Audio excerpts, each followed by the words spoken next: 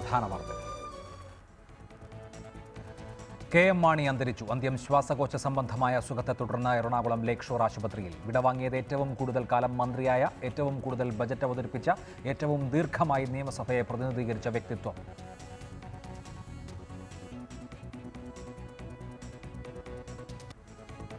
അമിത്ഷായ്ക്കെതിരെ വൻ അഴിമതി ആരോപണവുമായി കോൺഗ്രസ്. നോട്ട് നിരോധനത്തിന് മുൻപ് 3 ലക്ഷം കോടിയുടെ നോട്ടുകൾ വിദേശത്ത് അച്ചടിച്ചു. ഈ നോട്ടുകൾ ഇന്ത്യയിലെ സമ്പന്നർക്ക് മാറ്റിക്കൊടുത്തെന്ന് കപിൽ സിബൽ. നോട്ടുകൾ കൊണ്ടുവരുന്ന ദൃശ്യങ്ങൾ പുറത്തുവിട്ടു.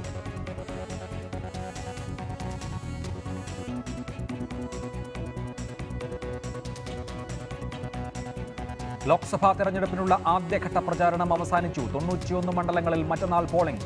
അഭിപ്രായ സർവേകൾ നാട്ടിലെ യാഥാർത്ഥ്യവുമായി പൊരുത്തപ്പെടാത്തതെന്ന് പിണറായി വിജയൻ. താഴെ വീണ് കിടക്കുന്നവർക്ക് ഉത്തേജനം നൽകാൻ ശ്രമം. എം കെ രാഘവൻ നാമനിർദ്ദേശ പത്രികയിൽ വിവരങ്ങൾ മറച്ചുവെച്ചുവെന്ന് ആരോപിച്ച് വീണ്ടും LDF പരാതി. പയ്യന്നൂരിലെ അഗ്രോ ഇൻകോ സൊസൈറ്റിയുമായി ബന്ധപ്പെട്ട വിജിലൻസ് കേസുകൾ പത്രികയിൽ ഉൾപ്പെടുത്തിയിട്ടില്ല. രാഘവനെതിരെ നടപടി വേണമെന്ന് റിയാസിന്റെ ആവശ്യം. അഭയ കേസിൽ ഫാദർ തോമസ് കോട്ടൂരും സിസ്റ്റർ സെഫിയും വിചാരണ നേരിടണം. ഫാദർ ജോസ് പുത്രക്കയലിനെ കുറ്റവിമുക്തനാക്കിയ CBI കോടതിയുടെ നടപടി ഹൈക്കോടതി ശരിവെച്ചു. തെളിവുകൾ നശിപ്പിച്ചുവെന്ന കേസിൽ മുൻ ഡിവൈഎസ്പിയെ പ്രതി ചേർത്ത നടപടിയും റദ്ദാക്കി. കെ.എം. മാണി അന്തരിച്ചു. ശ്വാസകോശ സംബന്ധമായ അസുഖങ്ങളെ തുടർന്ന് എറണാകുളം ലേക്ക് ഷോർ ആശുപത്രിയിലായിരുന്നു അന്ത്യം. Beloved leader in Kerala has passed away at 4:57 p.m. today. In the morning he was doing very well, and he took a turn for the worst by about 11 o'clock. ഒരു യുഗത്തിനാണ് കൊച്ചിയിലെ ലേക്ക് shore ആശുപത്രിയിൽ ചൊവ്വാഴ്ച വൈകിട്ട് 4:57 തിരശ്ശീല വീണത്. 5 പതിറ്റാണ്ടിലേറെക്കാലം കേരള രാഷ്ട്രീയത്തിൽ പോരാടി നിന്ന കെ.എം. മാണി കഴിഞ്ഞ ദിവസങ്ങളിൽ ജീവനു വേണ്ടിയുള്ള അവസാന പോരാട്ടത്തിലായിരുന്നു. ശ്വാസകോശ സംബന്ധമായ അസുഖങ്ങളെ തുടർന്ന് ചികിത്സയിലിരിക്കെ 86-ാം വയസ്സിലാണ് കെ.എം. മാണി വിട പറഞ്ഞിരിക്കുന്നത്. കഴിഞ്ഞ ദിവസങ്ങളിൽ ആരോഗ്യനില ഗുരുതരമായിരുന്നെങ്കിലും ചൊവ്വാഴ്ച രാവിലെയോടെ സ്ഥിതി സാധാരണ നിലയിലായി. എന്നാൽ ഉച്ചയ്ക്ക് ശേഷം ആരോഗ്യനില കൂടുതൽ വഷളായതോടെ മരണത്തിന് കീഴടങ്ങുകയായിരുന്നു. ഹൃദയമിടിപ്പും രക്തസമ്മർദ്ദവും കുറഞ്ഞു. ജീവൻ നിലനിർത്താനുള്ള അവസാന ശ്രമവും പരാജയപ്പെട്ടതോടെ വൈകിട്ട് 5 മണിക്കാണ് ഡോക്ടർ മരണവിവരം പുറത്തുവിട്ടത്. മുൻപ് ആശുപത്രിയിൽ ചികിത്സയ്ക്കെത്തിയ ശേഷം ഡിസ്ചാർജ് ചെയ്തിരുന്നെങ്കിലും ഗുരുതര ശ്വാസകോശ രോഗത്തെ തുടർന്ന് വെള്ളിയാഴ്ച പുലർച്ചെയാണ് വീണ്ടും ആശുപത്രിയിൽ പ്രവേശിപ്പിച്ചത്. എംബാം ചെയ്ത് മോർച്ചറിയിൽ സൂക്ഷിക്കുന്ന ഭൗതിക ശരീരം ബുധനാഴ്ച രാവിലെ 10 മണിയോടെ വിലാപയാത്രയായി കോട്ടയത്തേക്ക് കൊണ്ടുപോകും. കേരള കോൺഗ്രസ് ഓഫീസ്, തിരുനക്കര മൈതാനം എന്നിവിടങ്ങളിൽ പൊതുദർശനത്തിന് വെച്ച ശേഷം വൈകിട്ടോടെ പാലയിലെ വസതിയിലേക്ക് കൊണ്ടുപോകും. വ്യാഴാഴ്ച ഉച്ചകഴിഞ്ഞ് പാലാ കത്തീഡ്രലിൽ സംസ്കാരം നടക്കും. കുട്ടിയമ്മയാണ് ഭാര്യ. കേരള കോൺഗ്രസ് വൈസ് ചെയർമാനും രാജ്യസഭാ എംപിയുമായ ജോസ് കെ മാണി ഉൾപ്പെടെ 6 മക്കളാണ് മാണിക്ക്. മരങ്ങാട്ടുപള്ളിയിൽ കരിങ്ങോഴയ്ക്കൽ തൊമ്മൻ മാണിയുടെയും ഏലിയാമ്മയുടെയും മകനായി 1933 കെ.എം. മാണിയുടെ ജനനം. സ്കൂൾ വിദ്യാഭ്യാസത്തിന് ശേഷം 1955 മദ്രാസ് ലോ കോളേജിൽ നിന്ന് നിയമബിരുദം കരസ്ഥമാക്കി. 1959 സജീവ രാഷ്ട്രീയത്തിൽ പ്രവേശിച്ച മാണി കേരള രാഷ്ട്രീയത്തിൽ മറ്റാർക്കും കരസ്ഥമാക്കാനാകാത്ത ഒരു പിടി റെക്കോർഡുകൾക്കുടമയാണ്. 1964 പാലാ നിയമസഭാ മണ്ഡലം രൂപീകൃതമായതു മുതൽ അവിടുത്തെ MLA ആയി. മാണിയുടെ മരണത്തോടെ പാലയുടെ നാഥനെയാണ് നഷ്ടമായിരിക്കുന്നത്. റിപ്പോർട്ടർ, കൊച്ചി. കേരള രാഷ്ട്രീയത്തെ സംബന്ധിച്ചത് യുഗാന്ത്യമാണ്. 5.5 പതിറ്റാണ്ടുകാലം കേരള രാഷ്ട്രീയത്തിലെ നിറസാന്നിധ്യമായിരുന്നു കെ.എം. മാണി. പാലാ മണ്ഡലത്തെ 13 തവണ തുടർച്ചയായി നിയമസഭയിൽ പ്രതിനിധീകരിച്ച അദ്ദേഹം ഏറ്റവും കൂടുതൽ കാലം മന്ത്രിയായിരുന്ന നേതാവുമാണ്. കേരള രാഷ്ട്രീയത്തിലെ നിരവധി പോരാട്ടങ്ങൾക്ക് മുന്നണി പോരാളിയായിരുന്ന കരിങ്ങോഴയ്ക്കൽ മാണി എന്ന കെ.എം. മാണിയുടെ രാഷ്ട്രീയ ജീവിതത്തിന് തുടക്കവും ഒരു പ്രക്ഷോഭത്തിലൂടെയായിരുന്നു. സ്കൂൾ വിദ്യാർത്ഥിയായിരിക്കെ തിരുവിതാംകൂറിൽ പൊട്ടിപ്പുറപ്പെട്ട ഉത്തരവാദ ഭരണ പ്രക്ഷോഭത്തിൽ കെ.എം. മാണി പങ്കാളിയായി.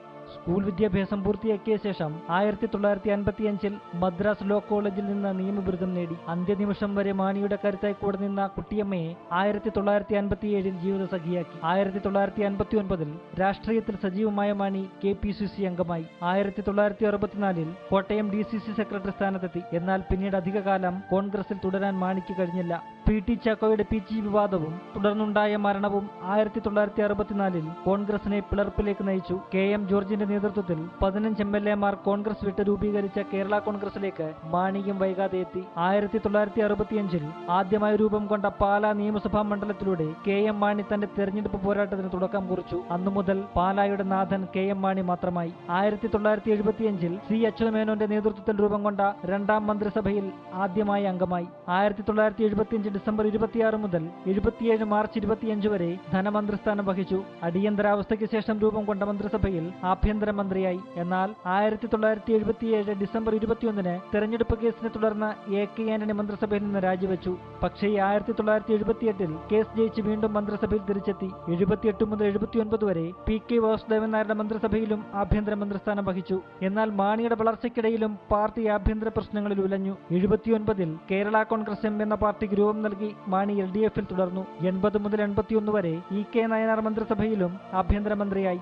82 മാണി ഐക്യ ജനാധിപത്യ മുന്നണിയിലെത്തി. 82 മുതൽ K കരുണാകരൻ മന്ത്രിസഭയിൽ ധനകാര്യം നിയമവകുപ്പുകളുടെ ചുമതല. 91 ജൂൺ 24 മുതൽ 95 മാർച്ച് വരെ വീണ്ടും K കരുണാകരൻ മന്ത്രിസഭയിൽ റവന്യൂ നിയമവകുപ്പ് മന്ത്രി. 2001 മെയ് 17 മുതൽ 2004 ഓഗസ്റ്റ് 31 വരെ AK ആന്റണി മന്ത്രിസഭയിലും റവന്യൂ നിയമവകുപ്പുകൾ തന്നെ കൈകാര്യം ചെയ്തു.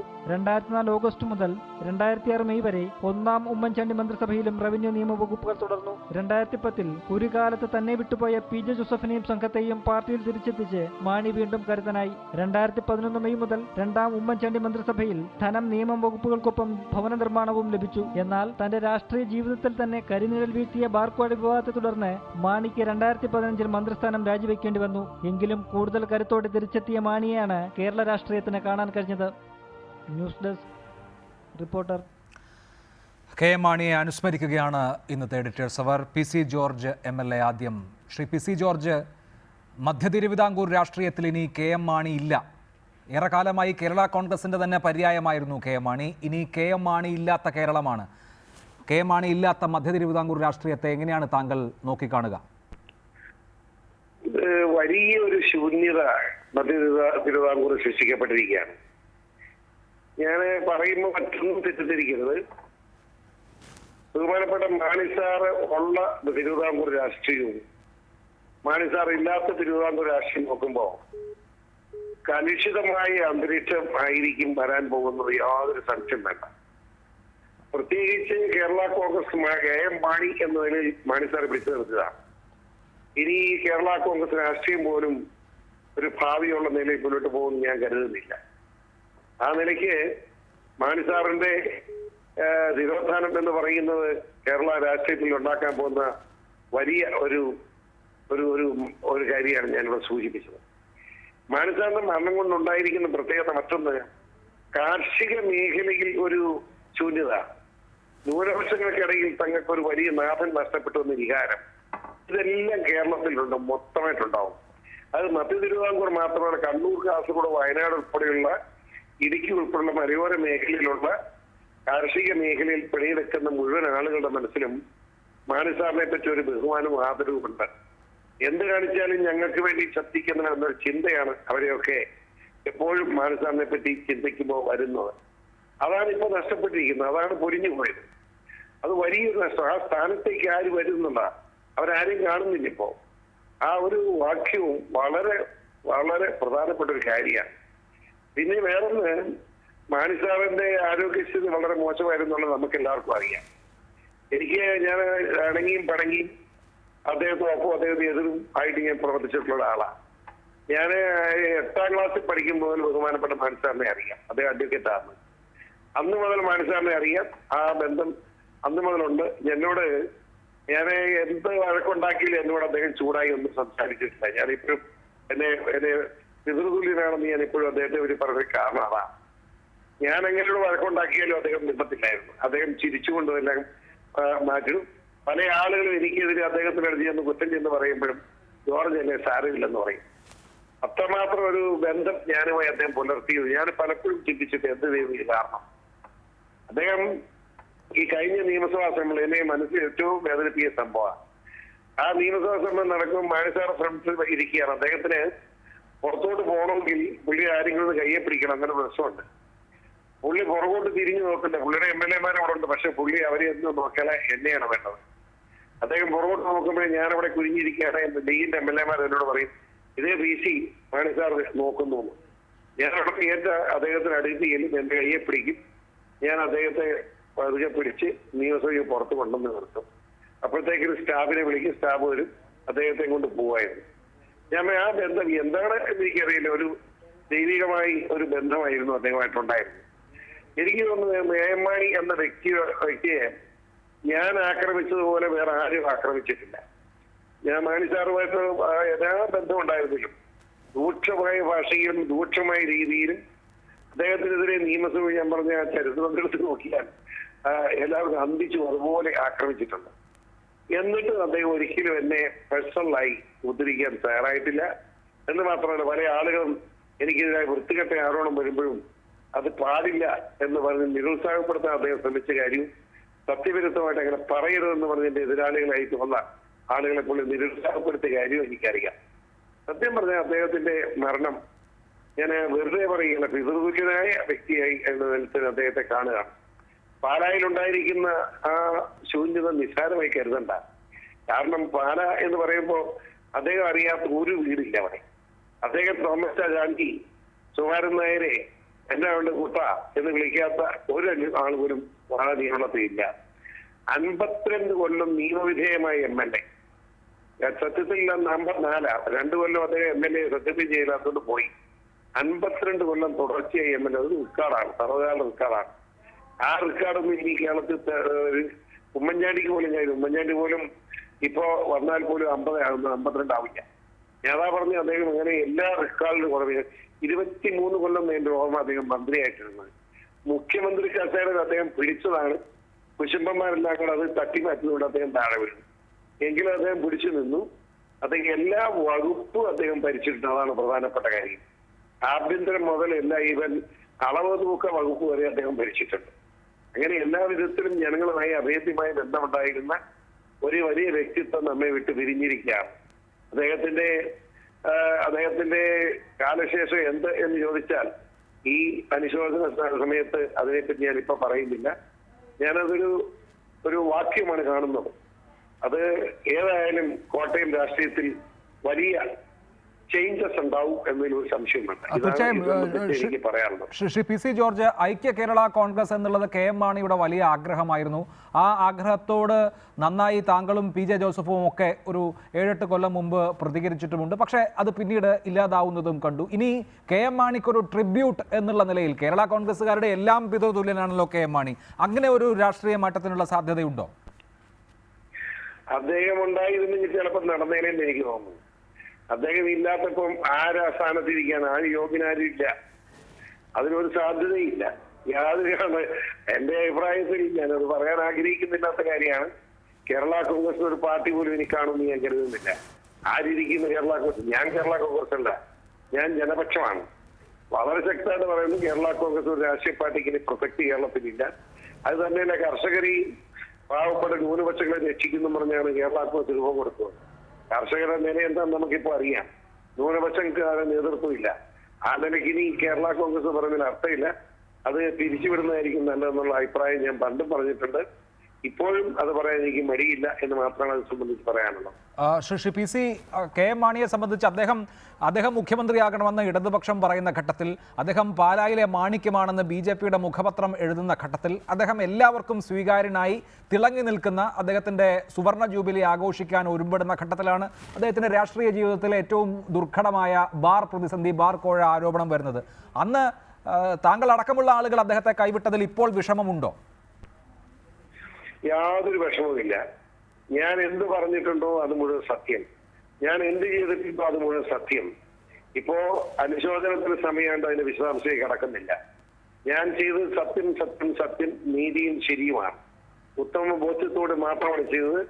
ഞാൻ ബഹുമാനപ്പെട്ട മാണി സാറിന്റെ വീട്ടിൽ ചെന്ന് കാര്യകാരണ സഹിതം ഇതിന് യോജിക്കാൻ കഴിയില്ല, ഇത് തെറ്റാണ്, നിങ്ങൾ ചെയ്ത പാപമാണ് എന്ന് നേരിട്ട് പറഞ്ഞിട്ടാണ് ഞാൻ ചെയ്തത്. അല്ലാതെ ഞാൻ ഒളിച്ച് പാരവത്തിന് സ്വഭാവമൊന്നും എനിക്കില്ല. ഞാൻ ചെയ്തതിലൊന്നും ഒരു ദുഃഖമില്ല. പക്ഷെ ചെയ്തത് ശരിയാണ്, അതുകൊണ്ടാണ് എനിക്ക് ദുഃഖമില്ലാത്തത്. ശരി, ശ്രീ PC ജോർജ്, ഒരിക്കൽ കൂടി ബന്ധപ്പെടാം. ശ്രീ NP ചെക്കുട്ടി കോഴിക്കോട് സ്റ്റുഡിയോയിൽ. ശ്രീ NP ചെക്കുട്ടി, KM മാണി മധ്യ തിരുവിതാംകൂർ രാഷ്ട്രീയത്തിലെ അതിൻ്റെ എല്ലാ തലങ്ങളെയും നിയന്ത്രിച്ചിരുന്ന ഒരു അധികായൻ എന്ന് വിളിക്കപ്പെടാൻ എന്തുകൊണ്ടും യോഗ്യനാണ്. ഇന്ന് കെ എം മാണി എന്ന ആ വൻമരമാണ് വീണിരിക്കുന്നത്. കേരള രാഷ്ട്രീയത്തെ സംബന്ധിച്ചും മധ്യ തിരുവിതാംകൂറിനെ മാത്രം സംബന്ധിച്ചല്ല, കേരള രാഷ്ട്രീയത്തെ സംബന്ധിച്ചും വളരെ പ്രാധാന്യമർഹിക്കുന്ന ഒരു വ്യക്തിത്വമായിരുന്നു. അദ്ദേഹം ബഹുമാനിക്കപ്പെടേണ്ട ധാരാളം തലങ്ങളുണ്ട്. നിയമസഭാ രേഖകൾ പരിശോധിച്ചാൽ അദ്ദേഹത്തിൻ്റെ ഇടപെടലുകൾ, അദ്ദേഹത്തിൻ്റെ ധനമന്ത്രി എന്നുള്ള നിലയിലുള്ള പ്രവർത്തനം, ഇതൊക്കെ നമുക്ക് വിലയിരുത്താൻ കഴിയുന്നതുമാണ്. താങ്കളുടെ നോട്ടത്തിൽ കെ എം മാണി അവശേഷിപ്പിക്കുന്നത് എന്താണ്?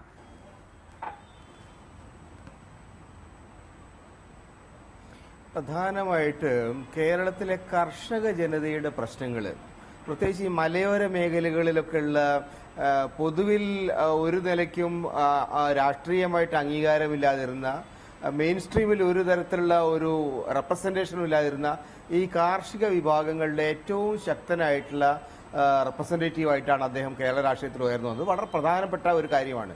കാരണം ആ ഒരു വിഭാഗം കേരളത്തിൻ്റെ സാമൂഹിക സാമ്പത്തിക ജീവിതത്തിൽ വളരെ നിർണായകമായിട്ടുള്ള പങ്ക് വഹിച്ച കൂട്ടരാണ്. പക്ഷെ അവരുടെ ജീവിത പ്രശ്നങ്ങൾ, അവരുടെ സാമ്പത്തിക പ്രശ്നങ്ങൾ, അവർ നേരിടുന്ന പ്രശ്നങ്ങൾ, ഇതിനെയൊന്നും വേണ്ട വിധത്തിൽ കേരളീയ സമൂഹം അംഗീകരിച്ചിരുന്നില്ല, മനസ്സിലാക്കിയിരുന്നില്ല. പ്രത്യേകിച്ച് മുഖ്യധാരയിൽപ്പെട്ടിരിക്കുന്ന രാഷ്ട്രീയ കക്ഷികൾ അത്തരത്തിലുള്ള ആളുകളെ പൂർണ്ണമായിട്ടും തള്ളിക്കളിയുക, കുടിയേറ്റക്കാരെന്ന മട്ടിലൊക്കെ തള്ളിക്കളയുന്നൊരു അവസ്ഥയുണ്ടായിരുന്നു. അത് മാറ്റിക്കൊണ്ട് ഈ സാമൂഹിക വിഭാഗങ്ങളെ കേരളത്തിൻ്റെ രാഷ്ട്രീയത്തിലെ മുഖ്യധാരയിലേക്ക് കൊണ്ടുവരുന്നതിൽ ഒരു പ്രധാനപ്പെട്ട പങ്ക് വഹിച്ച ഒരാളാണെന്ന് എനിക്ക് തോന്നുന്നത്. കാരണം മലബാറിലടക്കം കെ എം മാണിയുടെ പേര് വളരെ പ്രധാനമായിട്ട് ജനങ്ങൾക്കിടയിൽ ഉയർന്നു വന്നത് ഒരു കർഷക നേതാവ് എന്ന നിലയിലാണ്. ഇന്നിപ്പോൾ കാർഷിക കേരളത്തിൻ്റെ അല്ലെങ്കിൽ ഇന്ത്യയിലെ കാർഷിക രംഗത്തിൻ്റെ അവസ്ഥയെ നോക്കിക്കഴിഞ്ഞാൽ മാണിയെപ്പോലുള്ള ഒരാളുടെ അഭാവം, ഈ ജനവിഭാഗങ്ങളുടെ റെപ്രസെൻറ്റേറ്റീവ് എന്ന നിലയിലുള്ള വളരെ അസെപ്റ്റീവായിട്ട് പെരുമാറുന്ന ഒരു രാഷ്ട്രീയ നേതാവിൻ്റെ അഭാവം വളരെ പ്രധാനപ്പെട്ട ഒരു വിടവ് ഉണ്ടാക്കുന്നുണ്ട്. കാരണം ജനങ്ങൾക്കിടയിൽ ഏറ്റവും വേരുകളുള്ള അപൂർവ നേതാക്കളിൽ ഒരാളാണ് കെ എം മാണി. അത് ഈ ഇങ്ങനെ പൊതുവിൽ റെപ്രസെൻറ്റേഷൻ ഇല്ലാത്ത ഒരു വിഭാഗത്തിൻ്റെ നേതാവ് എന്ന നിലയിലും അദ്ദേഹത്തിൻ്റെ എന്താ പറയുക കോൺട്രിബ്യൂഷൻ വളരെ പ്രധാനമാണ് എന്നാണ് ഞാൻ കരുതുന്നത്. ശ്രീ പി സി തോമസ്, മുൻ കേന്ദ്രമന്ത്രി, ടെലിഫോൺ ലൈനിൽ. ശ്രീ പി സി തോമസ്, താങ്കളെ സംബന്ധിച്ച് താങ്കളുടെ ഗുരുതുല്യനാണ്, താങ്കളെ രാഷ്ട്രീയത്തിലേക്ക് കൈപിടിച്ചു കൊണ്ടുവന്ന നേതാവാണ്. പിന്നീട് നിങ്ങൾ അഭിപ്രായ വ്യത്യാസത്തിൽ പിരിഞ്ഞു എങ്കിൽ പോലും താങ്കളെ സംബന്ധിച്ച് വളരെ പ്രധാനപ്പെട്ട സ്ഥാനം താങ്കളുടെ രാഷ്ട്രീയ ജീവിതത്തിൽ കെ എം മാണിയെ സംബന്ധിച്ചുണ്ട് എന്നുള്ള കാര്യത്തിൽ യാതൊരു തർക്കവുമില്ല. എങ്ങനെ ഓർക്കുന്നു കെ എം മാണിയെ?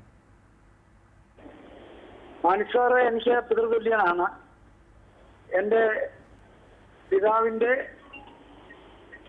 ഫസ്റ്റ് കസിനെയാണ്, അതായത് വല്യമ്മയുടെ അനുജത്തിയുടെ മകളെയാണ് മാണി സാറ് കല്യാണം കഴിച്ചിരിക്കുന്നത്. അങ്ങനെ ഒരു ബന്ധവുമുണ്ട്.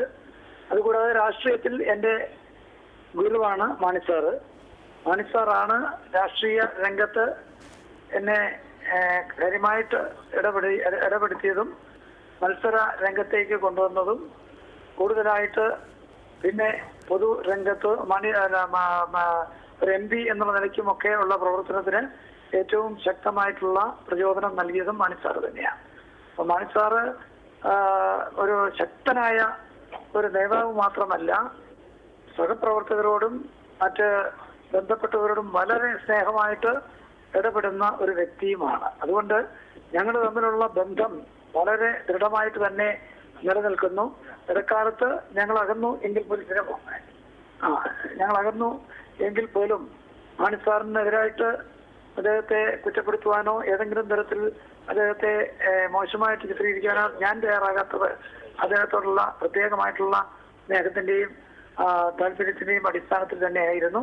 പ്രത്യേകിച്ച് ഒരു 6 മാസം മുമ്പ് മാണി സാറിന്റെ വീട്ടിൽ പോയി കേരള കോൺഗ്രസുകളൊക്കെ യോജിക്കണം എന്ന ആഗ്രഹം പ്രകടിപ്പിക്കുവാനായിട്ട് ഞാൻ ഓഗസ്റ്റ് 1 പി സി ചാക്കോയുടെ ചരമവാർഷിക ദിനത്തിൽ ഒരു പ്രത്യേക സമ്മേളനം വിളിക്കുന്നതിനെ പറ്റി ഒന്ന് ആലോചിക്കുവാൻ അദ്ദേഹം വരണം എന്ന് പറയുവാനായിട്ട് അവിടെ വീട്ടിൽ ചെന്നപ്പോൾ അദ്ദേഹത്തിന്റെയും അദ്ദേഹത്തിന്റെ കുടുംബാംഗങ്ങളുടെയും പ്രത്യേകിച്ച് കുട്ടിമ ചേച്ചി അദ്ദേഹത്തിന്റെ ഭാര്യ കുട്ടിമ ചേച്ചിയും ഉണ്ടായിരുന്നു. ഞങ്ങൾ ഒരുമിച്ചിരുന്ന് കുറെ നേരം സംസാരിച്ച് അത് കഴിഞ്ഞ് ഞങ്ങൾ കാപ്പി കുടിച്ച് ആണ് പിരിഞ്ഞത്. വളരെ സ്നേഹത്തോടെ ഞങ്ങൾ കാര്യങ്ങൾ പറഞ്ഞ് പിരിഞ്ഞു. അതിനുശേഷം ഓഗസ്റ്റ് 1 നടന്ന സമ്മേളനത്തിൽ അദ്ദേഹവും വന്നിരുന്നു എന്ന് മാത്രമല്ല, അദ്ദേഹവും ഞാൻ അധ്യക്ഷൻ എന്നുള്ള നിലയ്ക്ക് അദ്ദേഹത്തോടൊപ്പം മറ്റ് കേരള കോൺഗ്രസിന്റെ ചെയർമാൻമാരും വന്നിരുന്നു. ഫ്രാൻസിസ് ജോർജും അതുപോലെ ജോണി നെല്ലൂരും ഉണ്ടായിരുന്നു.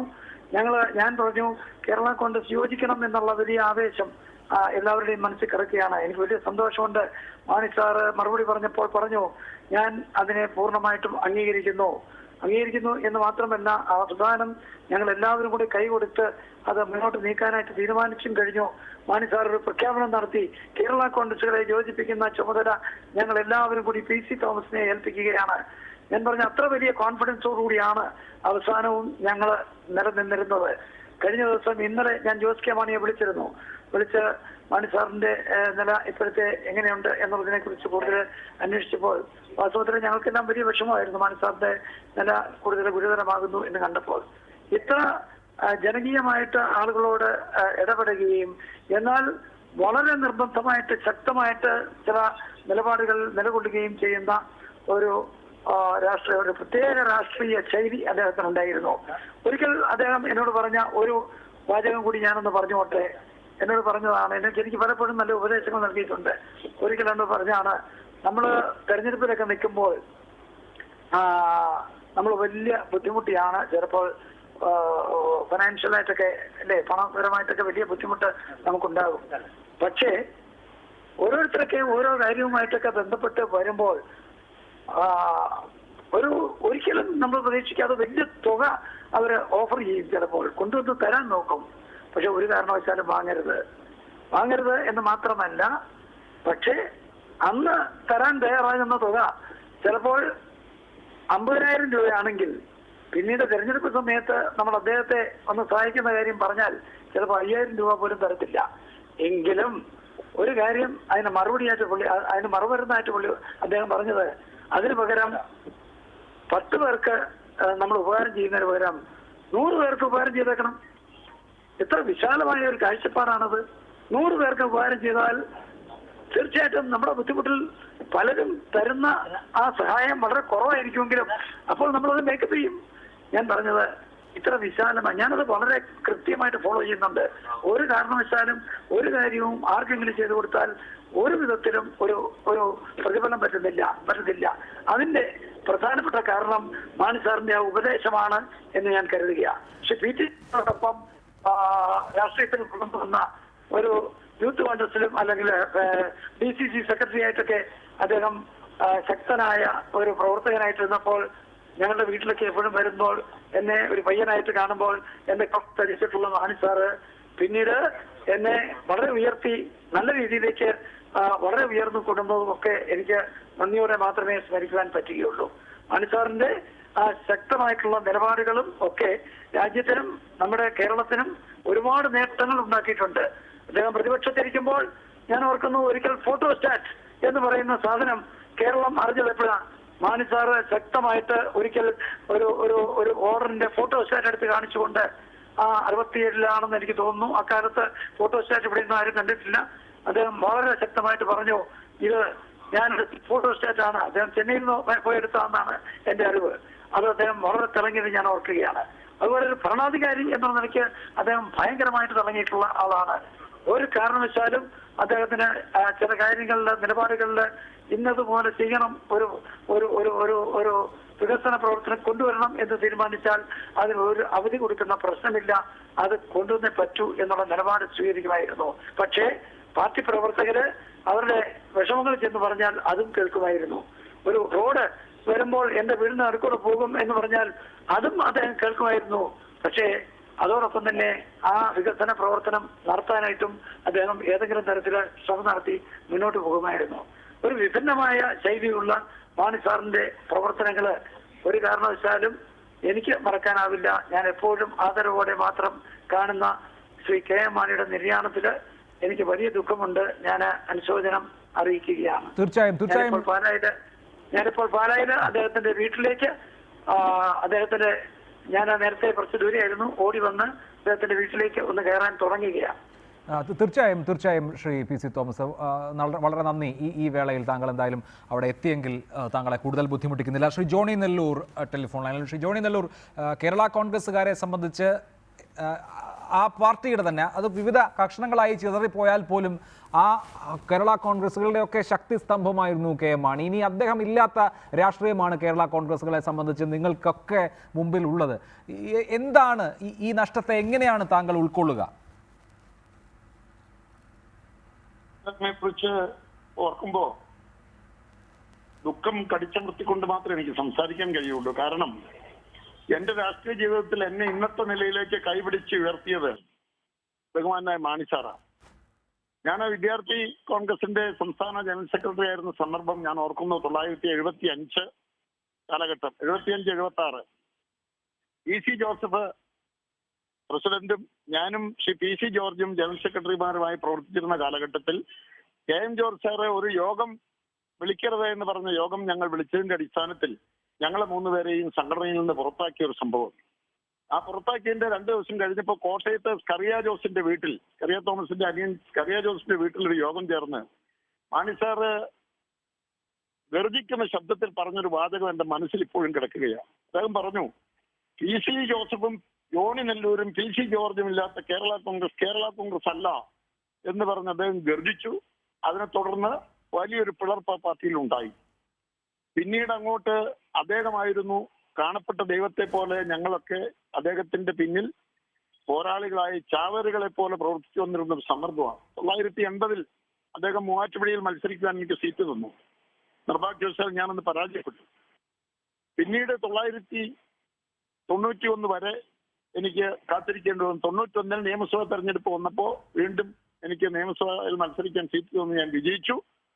എനിക്കുള്ളൊരു ദുഃഖം, വിജയിച്ച് MLA ആയി 2 വർഷം കഴിഞ്ഞ് 93 ആയപ്പോൾ അദ്ദേഹത്തെ വേദനിപ്പിച്ചുകൊണ്ട് എന്ന് തന്നെ പറയട്ടെ, ശ്രീ TM ജേക്കബിനോടൊപ്പം ഞാനും ശ്രീ PM മാത്യു സ്റ്റീഫനും 4 MLA-മാർ വേറിട്ടൊരു ഗ്രൂപ്പായി മാറി ജേക്കബ് വിഭാഗം എന്ന പുതിയ പാർട്ടി രൂപം കൊടുത്ത കാര്യം ഞാൻ ഓർക്കുകയാണ്. അദ്ദേഹത്തെ മാനസികമായി ഏറെ ദുഃഖിപ്പിച്ചൊരു സംഭവമായിരുന്നു അത്. വ്യക്തിപരമായി എന്നെ സംബന്ധിച്ചും വലിയ മാനസിക ബുദ്ധിമുട്ടും ദുഃഖവും അനുഭവിച്ചൊരു സന്ദർഭമാണ്.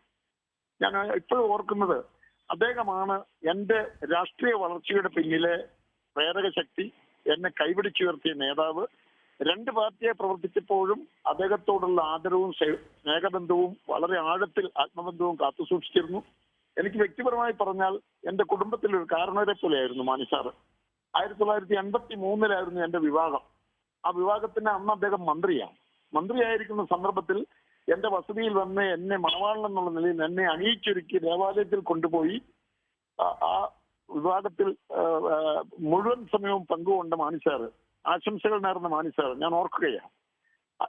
98 എന്റെ മാതാവ് മരണപ്പെട്ടത്. 2 പാർട്ടിയാ. പുറമെയുള്ള ആളുകൾ നോക്കുമ്പോൾ കീർക്കടിച്ചു നിൽക്കുന്ന 2 പാർട്ടികൾ, ജേക്കബ് വിഭാഗവും മാണി വിഭാഗവും. പക്ഷേ മാണിസാർ എന്റെ വീട്ടിൽ വന്ന് ഒരു കാരണവരെ പോലെ എന്നെയും എന്റെ സഹോദരങ്ങളെയും കുടുംബാംഗങ്ങളെയും ആശ്വസിപ്പിച്ച കാര്യം ഞാൻ ഓർക്കുകയാണ്. അമ്മയുടെ സംസ്കാര ശുശ്രൂഷ മുഴുവൻ അദ്ദേഹം ഉണ്ടായിരുന്നു. 2000 എന്റെ പിതാവ് മരിച്ചു. അന്നും മാണിസാർ ഇതുപോലെ തന്നെ വീട്ടിൽ വന്ന് മുഴുവൻ സമയവും ആ സംസ്കാര ശുശ്രൂഷകൾ പങ്കെടുത്ത കാര്യം ഞാൻ ഓർക്കുകയാണ്. അതൊക്കെ ഞങ്ങളുടെ കുടുംബത്തിൽ ആർക്കും മറക്കാനാകാത്ത വലിയ അനുഭവങ്ങളായിരുന്നു. 2009 എന്റെ മകളുടെ വിവാഹം. അതിൽ അദ്ദേഹം ആദ്യാവസാനം പങ്കെടുത്തു. 2018 എന്റെ മകന്റെ വിവാഹം. അതിലും അദ്ദേഹം ആദ്യാവസാനം പങ്കെടുത്ത് അദ്ദേഹം നൽകിയ ആശംസ ഇപ്പോഴും ഞാൻ ഓർക്കുകയാണ്. ഞാനത് വ്യക്തിപരമായി പറഞ്ഞുവെങ്കിലും ഇതൊരു കടപ്പാടിന്റെ, ഇതൊരു ആത്മബന്ധത്തിന്റെ, ഒരു കുടുംബ ബന്ധത്തിന്റെ പശ്ചാത്തലം ഉള്ളതുകൊണ്ട് ഞാനിത് പറഞ്ഞതേ ഉള്ളൂ. എന്നെ ഇപ്പോഴും എന്റെ മനസ്സിലുള്ള വേദന, അദ്ദേഹവുമായി ഒരുമിച്ച് പ്രവർത്തിക്കുവാൻ അധികമായി ആഗ്രഹിച്ചൊരു ആളാണ് ഞാൻ. കേരള കോൺഗ്രസ് ഒന്നാകണമെന്ന് അദ്ദേഹത്തോട് പലപ്പോഴും പോയി പറയുകയും അതിന് നമുക്ക് ശ്രമിക്കാമെന്ന് അദ്ദേഹം വാക്ക് നൽകുകയും അല്പം മുമ്പ് PC തോമസ് പറഞ്ഞതുപോലെ കോട്ടയത്ത് വെച്ച് പരസ്യമായി തന്നെ അദ്ദേഹം പറയുകയും ഒക്കെ ചെയ്ത കാര്യം ഞാൻ ഓർക്കുകയാണ്. ഏതായാലും അദ്ദേഹത്തിന്റെ ആഗ്രഹമായിരുന്നു കേരള കോൺഗ്രസുകൾ ഒന്നിക്കണം, ഒന്നായി പ്രവർത്തിക്കണം. പക്ഷെ ആഗ്രഹം സാധിക്കാതെ അദ്ദേഹം യാത്രയായി. ഒന്ന് പറയട്ടെ, കേരളത്തെ സംബന്ധിച്ച് ഭരണകർത്താക്കൾ ധാരാളം ഉണ്ടായിട്ടുണ്ട്, രാഷ്ട്രീയ നേതാക്കന്മാർ ധാരാളം ഉണ്ടായിട്ടുണ്ട്. മാണിസാറിനെ പോലെ ചരിത്രത്തിൽ സ്ഥാനം പിടിച്ച ഒരു വ്യക്തിത്വം ഉണ്ടോ എന്നെനിക്ക് സംശയമാണ്. അദ്ദേഹത്തിന്റെ മന്ത്രിയായിരുന്ന സന്ദർഭത്തിലൊക്കെ ഉള്ള കൃഷിക്കാരുള്ള ആഭിമുഖ്യം, 13 ബഡ്ജറ്റുകൾ അവതരിപ്പിച്ചപ്പോൾ എല്ലാ ബഡ്ജറ്റിലും കൃഷിക്കാരെ തൊട്ടുതലോടിക്കൊണ്ടുള്ള എന്തെങ്കിലും ഒരു പ്രഖ്യാപനം ഉണ്ടാകുമായിരുന്നു. കർഷക തൊഴിലാളികൾക്ക് പെൻഷൻ ഏർപ്പെടുത്തിയ മാണിസാറിനെ ഞാൻ ഓർക്കുകയാണ്.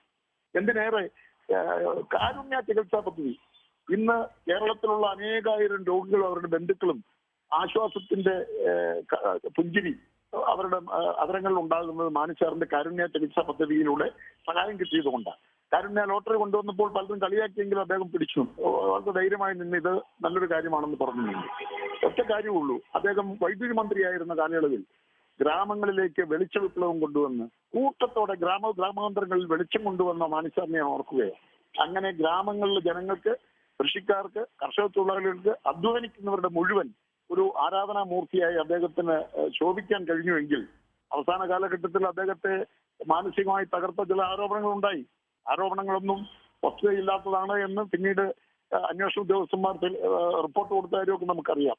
എന്നാൽ എനിക്കൊരു ദുഃഖമുള്ളത്, മാണി സാറ് വിട പറയുന്നതിന് മുമ്പ് അദ്ദേഹത്തെ ഒന്ന് ചെന്ന് കണ്ട് ആശ്വസിപ്പിക്കാൻ കഴിഞ്ഞില്ല, അദ്ദേഹത്തോട് നല്ല വാക്ക് പറയാൻ കഴിഞ്ഞില്ല എന്നുള്ള ദുഃഖം. അതിന് കാരണം മാണി സാറിന്റെ മകനുമായി ഞാൻ എന്നും ബന്ധപ്പെടും, സ്റ്റാഫുമായി ബന്ധപ്പെടും. അവർ പറഞ്ഞു ആരെയും കടത്തിവിടുന്നില്ല, സന്ദർശകരെ അനുവദിക്കുന്നില്ല, ഒരു ആശങ്കയ്ക്കും അവകാശമില്ല. ഇന്ന് രാവിലെ 11 മണിക്ക് ജോസ് കെ മാണിയായി സംസാരിച്ചപ്പോഴും പറഞ്ഞു ഒരു ആശങ്കയ്ക്കും അവകാശമില്ല എന്നാണ് എന്നോട് പറഞ്ഞത്. അതുകൊണ്ട് നേരിട്ടൊന്ന് കാണാൻ കഴിഞ്ഞില്ല ജീവനോട് എന്നുള്ളൊരു ദുഃഖം എനിക്കുണ്ട്. ഏതായാലും മരണവാർത്ത അറിഞ്ഞപ്പോൾ ഞാൻ തൃശ്ശൂരിൽ നിന്ന് തെരഞ്ഞെടുപ്പ് പ്രചരണ പരിപാടി കഴിഞ്ഞ് അങ്കമാലിയിൽ എത്തുന്ന സമയത്താണ്, അങ്കമാലിയിൽ നേരെ ലേക്ക് ഷോറിൽ വന്ന് അദ്ദേഹത്തെ കണ്ടപ്പോൾ ഞാൻ വികാരാധീനായി പോയി എന്നുള്ളത് സ്വാഭാവികം മാത്രമാണ്. ഏതായാലും അദ്ദേഹത്തിന്റെ വേർപാട് എന്നെ സംബന്ധിച്ച് എന്റെ പൊതുജീവിതത്തിൽ എനിക്ക് ഒരിക്കലും മറക്കാനാകാത്ത ഒരു സംഭവമാണ്. തീർച്ചയായിട്ടും മാണി സാർ തന്ന ആ പ്രചോദനവും മാണി സാറിന്റെ ഉപദേശങ്ങളും നിർദ്ദേശങ്ങളുമാണ് ഇന്ന് രാഷ്ട്രീയ രംഗത്ത് മുന്നോട്ട് പോകുവാൻ എനിക്കുള്ള വെളിച്ചമായി നിലകൊള്ളുന്നത് എന്ന് ഞാൻ ഇത്തരണത്തിൽ ഓർമ്മിക്കുന്നു. അദ്ദേഹത്തിന്റെ വേർപാടുണ്ടാക്കിയ ദുഃഖം അത് കേരളീയ സമൂഹത്തിനാകെ തന്നിരിക്കുന്ന ഒരു ദുഃഖമാണ്. ആ ദുഃഖത്തിൽ ഞാനും പങ്കുചേരുന്നു. എല്ലാ കേരള കോൺഗ്രസുകാർക്കും ഒരുപോലെ ദുഃഖമാണ്, അല്ലാതെ കേരള കോൺഗ്രസ് എമ്മിന്റെ പ്രവർത്തകർക്കല്ല, മുഴുവൻ കേരള കോൺഗ്രസുകാർക്കും ഒരുപോലെ ദുഃഖമുള്ള ഈ സന്ദർഭത്തിൽ മുഴുവൻ കേരള കോൺഗ്രസുകാരോടും ജനാധിപത്യ ചേരിയിലുള്ള മുഴുവൻ ആളുകളോടും, ശത്രുക്കൾ പോലും, ഇന്ന് ഞാൻ ആശുപത്രിയിൽ ഇരിക്കുമ്പോഴാണ് ബഹുമാനപ്പെട്ട കോടിയേരി ബാലകൃഷ്ണനും ബഹുമാനായ ജി സുധാകരൻ മന്ത്രിയും അവിടെ വന്നത്. കോടിയേരി പറഞ്ഞൊരു വാചകം എന്നെയൊക്കെ വല്ലാതെ മനസ്സിരുത്തി ചിന്തിപ്പിച്ചു. അദ്ദേഹം ഒരു യോഗത്തിൽ പ്രസംഗിച്ച് നിൽക്കുമ്പോഴാണ് ഈ വിയോഗം അറിഞ്ഞത്. പ്രസംഗം നിർത്തി ഉടനെ ഇങ്ങോട്ട് ഓടി എത്തുകയായിരുന്നു പറഞ്ഞു. അതാണ് മാണി സാറിനോടുള്ള ആദരവ് എല്ലാവരുടെയും. അപ്പോൾ അങ്ങനെയുള്ള ഒരു നേതാവിന്റെ വിയോഗത്തിൽ നാം എല്ലാം ദുഃഖിക്കുന്നു, അനുശോചനം രേഖപ്പെടുത്തുന്നു. കുടുംബാംഗങ്ങളോടും അതുപോലെ തന്നെ ബന്ധുമിത്രാദികളോടും അതുപോലെ രാഷ്ട്രീയ പാർട്ടി പ്രവർത്തകരോടും ഒക്കെയുള്ള അനുശോചനം രേഖപ്പെടുത്തുന്നതോടൊപ്പം അദ്ദേഹത്തിന്റെ വലിയൊരു ആഗ്രഹമായിരുന്നു എന്നെങ്കിലും കേരള കോൺഗ്രസ് ഉണ്ടാകണം. അത് ഇനി സാധ്യമാകുമോ ശ്രീ ജോണി നെല്ലൂർ? ഒരു വലിയ പിതൃസ്വരൂപത്തെ നഷ്ടപ്പെട്ടിരിക്കുന്നു നിങ്ങൾക്ക്. അത് സാധ്യമാകട്ടെ എന്ന് ഞാൻ പ്രാർത്ഥിക്കുകയാണ്. അതിനുള്ള മുൻകൈ ഉണ്ടാകും എന്ന് കൂടി കരുതാം. ഏതായാലും വളരെ നന്ദി. അക്കാര്യത്തിൽ ഇനി അങ്ങോട്ടുള്ള മുന്നോട്ട് പോക്കൽ ഒരു വലിയ നേതാവിനെ നിങ്ങൾക്കൊക്കെ പിതൃതുല്യനായി കരുതാൻ കഴിയുന്ന മധ്യ തിരുവിതാംകൂർ രാഷ്ട്രീയത്തിലെ അതികായനെ നഷ്ടപ്പെട്ടിരിക്കുന്നു. അപ്പോൾ ഇനി എന്ത് എന്നുള്ളത് ആലോചിക്കുമ്പോൾ ഇനി എല്ലാവർക്കും ഒരുമിക്കാം എന്നുള്ള ഒരു ആലോചന വരാനുള്ള സാധ്യത എത്രമാത്രമാണ്? ഒരു ആലോചന വരാമല്ലോ, അങ്ങനെ ഒരു ആലോചന വരുമെന്ന കാര്യത്തിൽ യാതൊരു സംശയവും വേണ്ട. തീർച്ചയായും അതാണ് ജോണി നെല്ലൂർ. വളരെ വൈകാരിക ബന്ധം കെ എം മാണിയുമായിട്ടുള്ള കേരള കോൺഗ്രസ് നേതാവാണ്. ഈ സന്ദർഭത്തിൽ ഞങ്ങളോട് സംസാരിക്കുകയായിരുന്നു. അദ്ദേഹം ഇപ്പോൾ ലേക്ക് ഷോർ ആശുപത്രിയിൽ നിന്ന് ഞങ്ങളുടെ പ്രതിനിധി പ്രജീഷ് ഉണ്ട്. പ്രജീഷ്, ഇന്ന് പൊതുദർശനമില്ല എങ്കിലും ഇത് പെട്ടെന്ന് ഉണ്ടായിട്ടുള്ള ഒരു വൈകാരികമായ അവസ്ഥയിൽ നിരവധി പേർ നേരത്തെ ആശുപത്രിയിലേക്ക് എത്തിയിരുന്നു. കേരള രാഷ്ട്രീയത്തിലെ പ്രമുഖരായ നേതാക്കളിൽ പലരും എത്തുകയുണ്ടായി. എന്താണ് ഇപ്പോഴത്തെ സാഹചര്യം? നാളെ പൊതുദർശനം കോട്ടയത്ത് എവിടെയൊക്കെയാണ്, എന്തൊക്കെയാണ്, ഇപ്പോൾ ആരൊക്കെയാണ് ആശുപത്രിയിലുള്ളത്?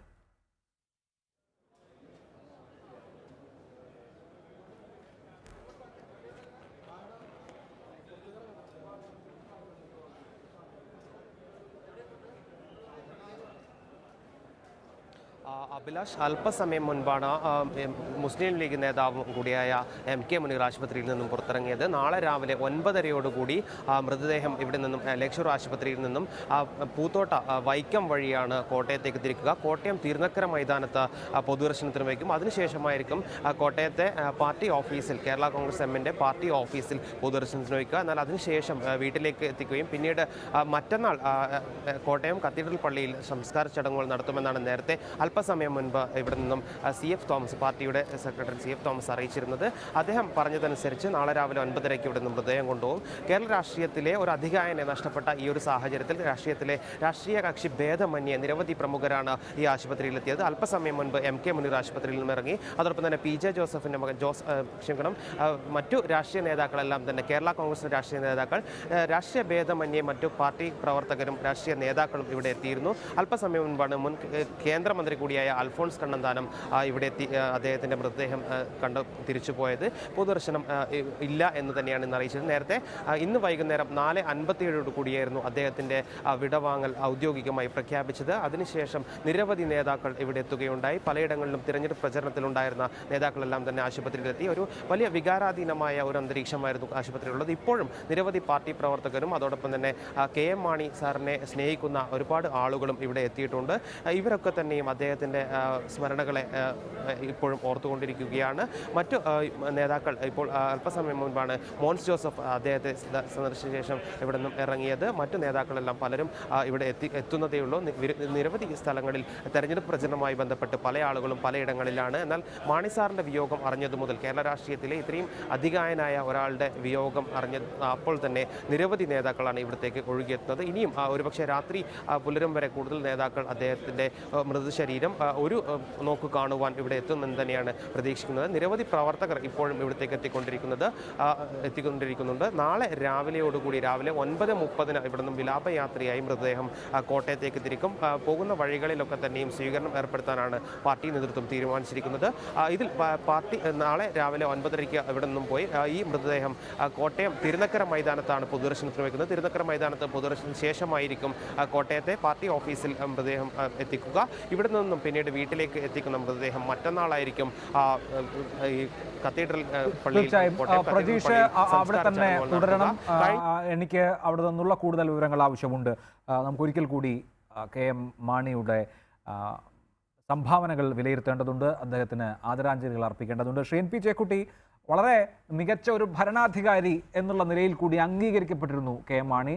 രാഷ്ട്രീയ വ്യത്യാസമില്ലാതെ ആ നിലയ്ക്കുള്ള ഒരു അംഗീകാരം നേടിയെടുത്തിരുന്നു. അദ്ദേഹവുമായി ബന്ധപ്പെട്ടിട്ടുള്ള വിവാദങ്ങളും ആരോപണങ്ങളും ഒക്കെ മാറ്റി നിർത്തിയാൽ അദ്ദേഹം നല്ലൊരു അഡ്മിനിസ്ട്രേറ്റർ എന്നുള്ള നിലയിൽ മതിപ്പ് ഉണ്ടാക്കിയിട്ടുള്ള ആളാണ്. പലപ്പോഴും മുഖ്യമന്ത്രി സ്ഥാനത്തേക്ക് വന്നുകൂടെ എന്നുള്ള ചോദ്യം വന്നിരുന്നു. പക്ഷേ അദ്ദേഹത്തിൻ്റെ കക്ഷി ചെറിയ കക്ഷിയായതുകൊണ്ട് അദ്ദേഹത്തിൻ്റെ കക്ഷിക്ക് 15 MLA-മാരിൽ കൂടുതൽ കിട്ടാനുള്ള സാഹചര്യമില്ലാത്തത് കൊണ്ട് സ്വാഭാവികമായും അത് നടന്നില്ല. KM മാണിയെ സംബന്ധിക്കുന്ന അദ്ദേഹത്തിൻ്റെ രാഷ്ട്രീയ ജീവിതത്തെ നമുക്ക് ഏതൊക്കെ തലങ്ങളിൽ വിലയിരുത്തേണ്ടി വരും?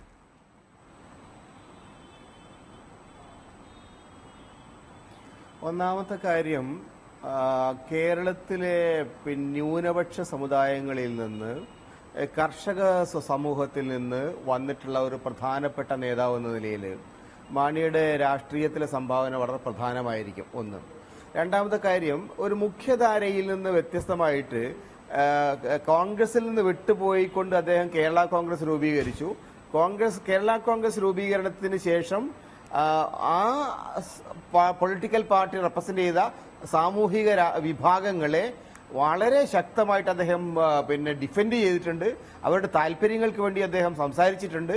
ഒരു വലിയ പരിധിവരെ കേരളത്തിന്റെ കാർഷിക സമൂഹത്തിന്റെ ഇന്നത്തെ അഭിവൃദ്ധിക്കും അല്ലെങ്കിൽ സാമ്പത്തികമായിട്ടുള്ള സാമൂഹികമായിട്ടുള്ള നേട്ടങ്ങൾക്കും ഒക്കെ പ്രധാനപ്പെട്ട ഒരു കാരണക്കാരൻ മാണി തന്നെയാണ് എന്ന കാര്യത്തിൽ യാതൊരു സംശയവുമില്ല.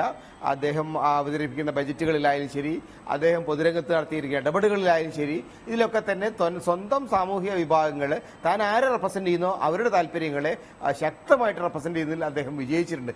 അത് ഒരു വലിയ നിർണായകമായ നേട്ടമായിട്ട് ഞാൻ കാണുന്നത്. അപ്പോൾ ഇന്ന് നമ്മൾ ആലോചിക്കുന്ന സമയത്ത് ഇന്ന് ഇന്ത്യയിലെ ഏറ്റവും വലിയ പ്രശ്നങ്ങളിലൊന്ന് കാർഷിക മേഖലയുടെ അതിഭീകരമായിട്ടുള്ള തകർച്ചയാണ്. അത് കേരളത്തിൽ മാത്രമല്ല, ഇന്ത്യയുടെ എല്ലാ ഭാഗങ്ങളിലും ഇന്ന് ഈ തകർച്ച വളരെ വളരെ എവിഡന്റ് ആണ്. അതുകൊണ്ട് തന്നെയാണ് ഗ്രാമീണ ഭാരതം നഗരവൽക്കൃത ഭാരതത്തിനെതിരായിട്ട് ഒരു ഏറ്റുമുട്ടൽ അന്തരീക്ഷം ഇപ്പോൾ വളരെ കൃത്യമായിട്ട് കാണാൻ കഴിയുന്നുണ്ട്.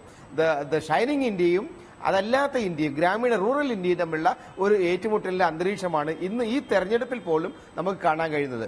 അപ്പൊ അതുകൊണ്ട് ആ ഒരു സാമൂഹിക പശ്ചാത്തലം, ഒരു തരത്തിലുള്ള റൂറൽ അർബൻ ഏറ്റുമുട്ടലിന്റെ അന്തരീക്ഷത്തിൽ നമ്മുടെ സൊസൈറ്റിക്ക് എങ്ങനെയാണ് രാഷ്ട്രീയമായിട്ട് മുന്നോട്ട് പോകാൻ കഴിയുക, ഈ വിഭാഗങ്ങളെ കൂടി കൂട്ടിയോജിപ്പിച്ചുകൊണ്ട് എങ്ങനെ ഇന്ത്യക്ക് മുന്നോട്ട് പോകാൻ കഴിയും തുടങ്ങിയ കാര്യങ്ങളിൽ മാണിയെപ്പോലുള്ള ആളുകളുടെ ദീർഘകാലത്തെ സംഭാവനകൾ, അവർ ഉയർത്തിപ്പിടിച്ച മുദ്രാവാക്യങ്ങൾ, അവർ കർഷകരുടെ പ്രശ്നങ്ങൾ ഉയർത്തിപ്പിടിച്ചുകൊണ്ട് നടത്തിയ സമരങ്ങൾ ഒക്കെ തന്നെ വളരെ പ്രധാനപ്പെട്ട ഒരു സൂചകമായിട്ട് മാറും, ഒരു തരത്തിലുള്ള ഗൈഡൻസ് ആയിട്ട് മാറും എന്ന് എനിക്ക് തോന്നുന്നത്. കാരണം ഈ വിഭാഗങ്ങളെ ഇഗ്നോർ ചെയ്തുകൊണ്ട്, ഈ വിഭാഗങ്ങളുടെ രാഷ്ട്രീയ താല്പര്യങ്ങളെ, സാമൂഹിക താല്പര്യങ്ങളെ, സാമ്പത്തിക താല്പര്യങ്ങളെ ഇഗ്നോർ ചെയ്തുകൊണ്ട് ഇന്ത്യക്ക് മുന്നോട്ട് പോവാൻ കഴിയുകയില്ല.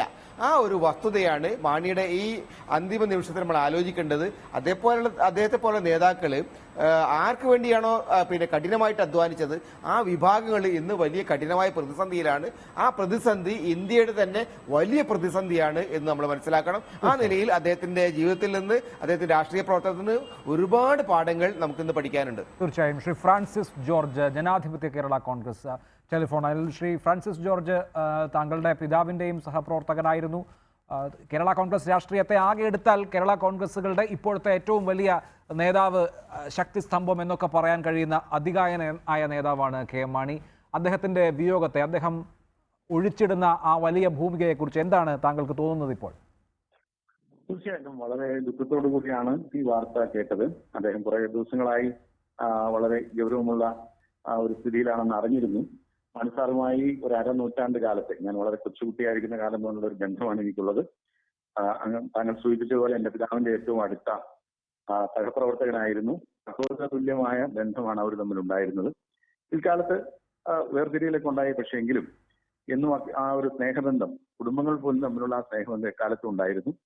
മാണി സാറിന്റെ സംഭാവനകൾ തീർച്ചയായിട്ടും എക്കാലത്തും സ്മരിക്കപ്പെടും എന്നാണ് എന്റെ വിശ്വാസം. മാണി സാറ് കേരള കോൺഗ്രസ് പ്രസ്ഥാനത്തിന് വേണ്ടിയിട്ട് മാത്രമല്ല, കേരളത്തിന് വേണ്ടി പൊതുവിലും കാർഷിക മേഖലയ്ക്ക് വേണ്ടിയൊക്കെ ചെയ്തിട്ടുള്ള എല്ലാ കാര്യങ്ങളും അത് വളരെ നിസ്തുലമായിട്ടുള്ള പ്രവർത്തനങ്ങളായിരുന്നു എന്ന് തന്നെ പറയേണ്ടിയിരിക്കുന്നു.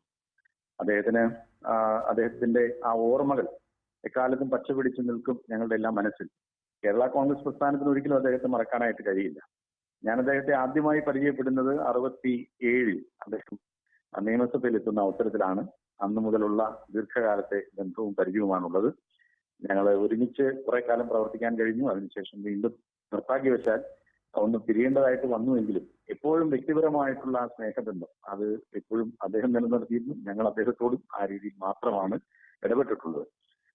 അപ്പൊ അത് ആ ഒരു ഓർമ്മകൾ എക്കാലത്തും ഞങ്ങളുടെ എല്ലാവരുടെയും മനസ്സിൽ, ആദരവോട് കൂടിയിട്ടുള്ള ആ ഓർമ്മകൾ എക്കാലത്തും ഞങ്ങളുടെ എല്ലാം മനസ്സിലുണ്ടാകും. തീർച്ചയായും. ശ്രീ ഫ്രാൻസിസ് ജോർജ്, കേരള കോൺഗ്രസിന് ഉണ്ടായിരുന്ന ഒരു വലിയ നേതാവ്, അദ്ദേഹമാണ് കാലയവനികയ്ക്കുള്ളിൽ മറയുന്നത്. അദ്ദേഹം എല്ലാ കാലത്തും ഈ പ്രാദേശിക രാഷ്ട്രീയ കക്ഷികൾ അല്ലെങ്കിൽ സംസ്ഥാന രാഷ്ട്രീയ കക്ഷികൾ ഏത് നിലയ്ക്ക് പ്രസക്തമാണ് എന്ന നിലപാട് ഉയർത്തിപ്പിടിച്ചിരുന്ന ആളായിരുന്നു. കൃത്യമായ അദ്ദേഹത്തിന് നിലപാടും പ്രത്യയശാസ്ത്രവും ഉണ്ടായിരുന്നു. ഇപ്പോൾ ആ വ്യക്തി ഇല്ലാതാവുന്നതോടുകൂടി ആ രാഷ്ട്രീയത്തിന് അല്ലെങ്കിൽ ആ മൂവ്മെന്റിന് എന്ത് സംഭവിക്കും എന്നുള്ളത് ആശങ്കയോടുകൂടിയാണോ ആലോചിക്കുന്നത്? ഇല്ല, അങ്ങനെയില്ല. അദ്ദേഹവും അതുപോലെ തന്നെ മറ്റു നേതാക്കന്മാരും ഒക്കെ പാകിയിട്ടുള്ള ഒരു അടിത്തറയുണ്ട് കേരള കോൺഗ്രസ് അല്ലെങ്കിൽ പ്രാദേശിക രാഷ്ട്രീയം എന്നുള്ള പ്രസ്ഥാനത്തിന് അല്ലെങ്കിൽ പ്രസ്ഥാനങ്ങൾക്ക്. അത് തീർച്ചയായിട്ടും നിലനിന്ന് മുന്നോട്ട് പോകും. നമ്മൾ പഠിക്കേണ്ട പാഠങ്ങൾ പഠിക്കുകയും തിരുത്തേണ്ടത് തിരുത്തുകയും ചെയ്തു പോകണം എന്നാണ് എന്റെ അഭിപ്രായം. എനിക്ക് തോന്നുന്നു മാണി സാറിന്റെ ജീവിതത്തിൽ അല്ലെങ്കിൽ പൊതുജീവിതത്തിൽ അദ്ദേഹം എല്ലാ രംഗത്തും നന്നായി ശോഭിക്കുകയും അദ്ദേഹം വിജയിക്കുകയും ചെയ്തിട്ടുണ്ട്. അദ്ദേഹത്തിന് ഒരു പരാജയം ഉണ്ടായിട്ടുണ്ട് എങ്കിൽ അത് തീർച്ചയായിട്ടും ഈ കേരള കോൺഗ്രസ് എന്ന പ്രസ്ഥാനത്തെ യോജിപ്പിച്ച് ഒന്നിച്ച് നല്ല നിലയിൽ മുന്നോട്ട് കൊണ്ടുപോകാൻ കഴിഞ്ഞില്ല എന്നുള്ളത് മാത്രമാണ്. തീർച്ചയായിട്ടും അവിടെ നേതൃത്വപരമായിട്ടൊരു പങ്ക് അദ്ദേഹത്തിനായിരുന്നു എല്ലാ അർത്ഥത്തിലും വഹിക്കാനായിട്ട് കഴിയുമായിരുന്നു. എന്തുകൊണ്ടോ നിർഭാഗ്യവശാൽ അത് കഴിയാതെ പോയി എന്നുള്ള ഒരു ദുഃഖം, അത് തീർച്ചയായിട്ടും എനിക്ക് തോന്നുന്നു അദ്ദേഹത്തിനും അത് ഉണ്ടായിരുന്നു എന്നാണ് എന്റെ വിശ്വാസം. ഞങ്ങൾക്കൊക്കെ അതുണ്ട്. പക്ഷെ അതുകൊണ്ട് സ്നേഹബന്ധങ്ങൾക്കോ ആദരവിനും ബഹുമാനത്തിനൊന്നും ഒരു കുറവും ഉണ്ടാകുന്നില്ല. അത് നിർഭാഗ്യവശാൽ നടന്നില്ല എന്നുള്ളത് മാത്രമേ ഉള്ളൂ. എന്താണെങ്കിലും അതായിരുന്നു വേണ്ടത്. കേരളത്തിന് വേണ്ടി പൊതുവിൽ പറയുമ്പോൾ, അതുപോലെ തന്നെ പൊതുവിൽ ഇന്നത്തെ ദേശീയ രാഷ്ട്രീയ സാഹചര്യമൊക്കെ പരിഗണിക്കുമ്പോൾ കേരള കോൺഗ്രസ് അരനൂറ്റാണ്ട് മുൻപ് പറഞ്ഞ എല്ലാ കാര്യങ്ങളും ഇന്നും വളരെ പ്രസക്തമായി നമ്മുടെ ദേശീയ തലത്തിൽ നിൽക്കുകയാണ്. അപ്പോ അതിനു വേണ്ടിയിട്ടുള്ള ശക്തമായ ഒരു പ്രസ്ഥാനമായി, കേരളത്തിലെ ഒരു പ്രസ്ഥാനമായി, ഒരു സംസ്ഥാന കക്ഷിയാണെങ്കിൽ പോലും ഇതിനെ വളർത്തിയെടുത്ത് ഒരുമിപ്പിച്ച് കൊണ്ടുപോകേണ്ടതായിരുന്നു. നിർഭാഗ്യവശാൽ അത് കഴിഞ്ഞില്ല. എങ്കിലും അദ്ദേഹത്തിന്റെ സംഭാവനകൾ ഈ പ്രസ്ഥാനത്തെ ഇത്രയും കാലം മുന്നോട്ട് കൊണ്ടുപോകാനും നേതൃത്വപരമായി പങ്കുവഹിക്കാനും എല്ലാം അദ്ദേഹത്തിന് കഴിഞ്ഞു. പല കാര്യങ്ങളിലും പൊതുപ്രവർത്തകർക്ക് നല്ല മാതൃകയായി തന്നെ അദ്ദേഹം പ്രവർത്തിച്ചിട്ടുണ്ട്. നമുക്ക് അഭിപ്രായ വ്യത്യാസങ്ങളും വിയോജിപ്പൊക്കെ ഉണ്ടായിട്ടുണ്ടാകാം. പക്ഷെ ഒരു പൊതുപ്രവർത്തകൻ അത്യാവശ്യം പാലിച്ചിരിക്കേണ്ട ഒട്ടേറെ കാര്യങ്ങൾ, ജനങ്ങളുമായി, താൻ പ്രതിദാനം ചെയ്യുന്ന ജനങ്ങളുമായി നിരന്തരം ബന്ധപ്പെടുക, കാര്യങ്ങൾ പഠിക്കുക, നന്നായിട്ട് നിയമസഭയിലും ഒക്കെ പ്രവർത്തിക്കുക, എല്ലാം നന്നായി അവതരിപ്പിക്കുക, ഇങ്ങനെയൊക്കെയുള്ള കാര്യത്തിൽ അദ്ദേഹം പുലർത്തിയിരുന്ന നിഷ്ഠ അത് തീർച്ചയായിട്ടും ഏറ്റവും മാതൃകാപരമായിരുന്നു എന്ന് തന്നെയാണ് എൻ്റെ വിശ്വാസം. തീർച്ചയായും വളരെ നന്ദി ശ്രീ ഫ്രാൻസിസ് ജോർജ് ഈ വേളയിൽ സംസാരിച്ചതിന്. കേരള രാഷ്ട്രീയത്തെ സംബന്ധിച്ച് ഒരു നിർണായക ഘട്ടത്തിൽ കൂടിയാണ് കെ എം മാണിയുടെ വിയോഗം എന്നുള്ളത് കൂടി കാണേണ്ടതാണ്. കെ എം മാണി സംസ്ഥാന രാഷ്ട്രീയ കക്ഷികൾക്ക് എന്ത് പ്രസക്തി ഉണ്ട് എന്നുള്ളത് കൃത്യമായി നിലപാട് എന്നുള്ള നിലയ്ക്ക് തന്നെ അവതരിപ്പിച്ചിരുന്ന നേതാവാണ് എന്ന പ്രത്യേകത കൂടിയുണ്ട്. ഷെയ്ൻ പി ചെക്കുട്ടി, UDF സംബന്ധിച്ച് ഇത് ഏത് തരത്തിലുള്ള ഒരു സാഹചര്യം ഉണ്ടാക്കും എന്നാണ് താങ്കൾ വിചാരിക്കുന്നത്? UDF സംബന്ധിച്ച് എല്ലാ സമയത്തും ഒരു second, Shri P K Kunhalikutty telephone ലൈനിൽ, മുസ്ലിം ലീഗ് നേതാവ്. Shri P K Kunhalikutty, K M Mani UDF ഉണ്ടാകാത്ത സമയത്ത് പോലും ലീഗിനെ തെരഞ്ഞെടുപ്പുകളിൽ പിന്തുണച്ച ചരിത്രം നമ്മുടെ സമീപകാലത്ത് പോലും ഉണ്ട്.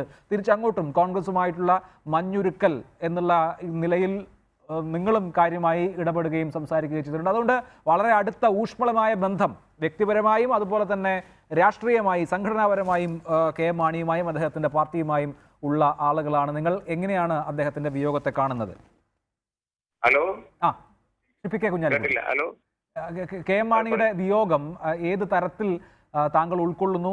രാഷ്ട്രീയമായി അത് ഇപ്പോൾ വളരെ വലിയ ബന്ധം സംഘടനാപരമായാലും രാഷ്ട്രീയമായാലും ഉള്ള ആളുകളാണ് കേരള കോൺഗ്രസും മുസ്ലിം ലീഗും.